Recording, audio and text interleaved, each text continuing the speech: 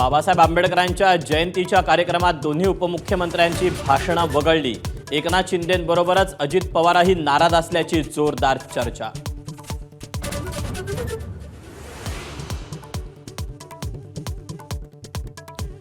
फुले सिनेमाच्या प्रदर्शनासाठी मुख्यमंत्र्यांनी पुढाकार घ्यावा, अन्यथा फुले विरुद्ध फडणवीस असा वाद होईल। सामनाच्या अग्रलेखातून भाष्य। फुले विरोधक शक्तींची आंबेडकरांनी हात मिळवणी केल्याचाही आरोप।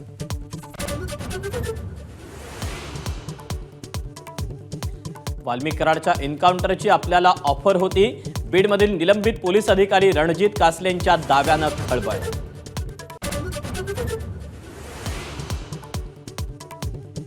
धनंजय मुंडेंनीच कासलेला एन्काउंटरची ऑफर दिली असेल, करुणा मुंडेंचा गंभीर आरोप। कराडला फाशी किंवा जन्मठेप होणार असल्यानं एन्काउंटरची ऑफर दिल्याचाही दावा।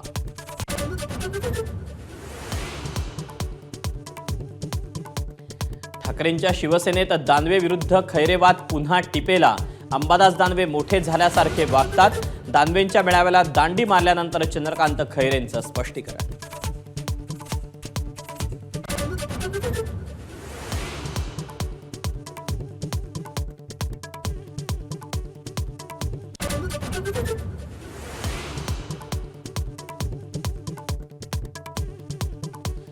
काँग्रेसला मुस्लिमांबद्दल प्रेम आहे तर मुस्लिम पक्षाध्यक्ष का करत नाहीत? पंतप्रधान मोदींचा सवाल। काँग्रेसनं आंबेडकरांना कायम व्यवस्थेबाहेर ठेवल्याची टीका।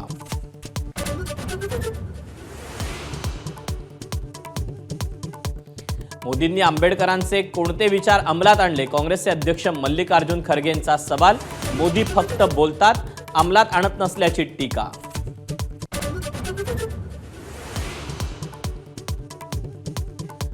भाजप मुंबईचा अध्यक्ष बदलण्याची शक्यता। आशिष शेलारांच्या जागी प्रवीण दरेकर किंवा अमित साटम यांची नावं चर्चेत। भाजपच्या सर्व आमदार आणि जिल्हाध्यक्षांची मुंबईत बैठक।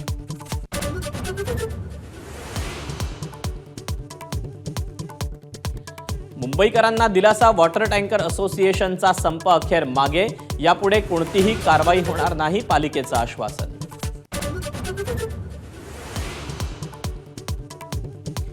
पीएनबी घोटाळा प्रकरणातील फरार आरोपी मेहुल चोक्सीला अटक। भारताच्या विनंतीनंतर बेल्जियम पोलिसांची कारवाई।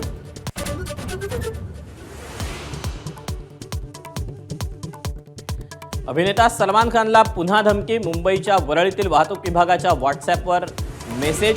सलमानची कार बॉम्बनं उडवून देण्याची धमकी। घराबाहेर सुरक्षा वाढवली।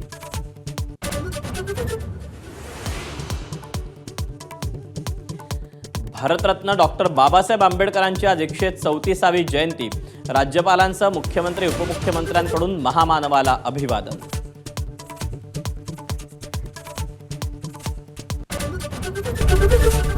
एबीपी माझा, उघडा डोळे बघा नीट।